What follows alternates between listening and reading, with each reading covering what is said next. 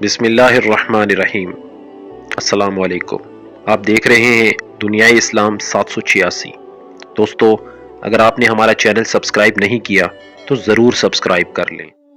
ناظرین گرامی، جب حضرت نوح علیہ السلام اپنے امتیوں کو لے کر کشتی میں بیٹھے تو انہیں کشتی میں ایک بوڑھا نظر آیا۔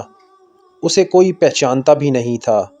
آپ علیہ السلام نے ہر چیز کا جوڑا جوڑا کشتی میں بٹھایا تھا، مگر وہ اکیلا تھا۔ لوگوں نے اسے پکڑ لیا۔ وہ حضرت نوح علیہ السلام سے پوچھنے لگے کہ یہ بوڑھا کون ہے؟ حضرت نوح علیہ السلام نے اس سے پوچھا، بتاؤ تم کون ہو؟ وہ کہنے لگا، جی میں شیطان ہوں۔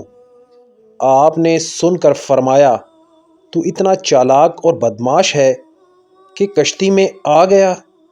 کہنے لگا، جی مجھ سے غلطی ہو گئی، اب آپ مجھے معاف فرما دیں۔ آپ علیہ السلام نے فرمایا، تمہیں ہم ایسے نہیں چھوڑیں گے۔ تو ہمیں اپنا گر بتاتا جا، جس سے تو لوگوں کو سب سے زیادہ نقصان پہنچاتا ہے۔ کہنے لگا، جی میں سچ سچ بتاؤں گا، البتہ آپ وعدہ کریں کہ آپ مجھے چھوڑ دیں گے۔ آپ علیہ السلام نے فرمایا، ٹھیک ہے، ہم تمہیں چھوڑ دیں گے۔ وہ کہنے لگا، میں دو باتوں سے انسان کو زیادہ نقصان پہنچاتا ہوں۔ نمبر 1 حسد، نمبر 2 ہرس۔ وہ پھر کہنے لگا کہ حسد ایک ایسی چیز ہے کہ میں خود اس کی وجہ سے برباد ہوا، اور ہرس وہ چیز ہے جس کی وجہ سے آدم علیہ السلام کو جنت سے زمین پر اتار دیا گیا۔ اس لیے میں انہی دو چیزوں کی وجہ سے انسانوں کو سب سے زیادہ نقصان پہنچاتا ہوں۔ وقتاً یہ دونوں ایسی خطرناک بیماریاں ہیں جو تمام بیماریوں کی بنیاد بنتی ہیں۔